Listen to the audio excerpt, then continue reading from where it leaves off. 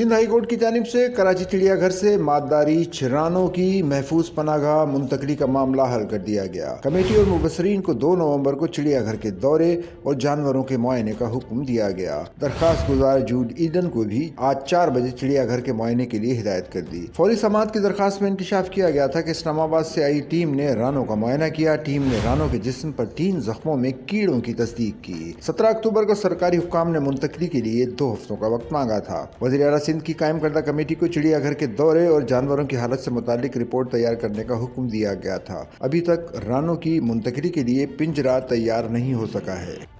Sachal news net work کی videos میں خوش آمدید۔ ناظرین، ویڈیو سے متعلق اپنی قیمتی رائے کا اظہار کمنٹ باکس میں ضرور کریں اور چینل کو سبسکرائب کریں۔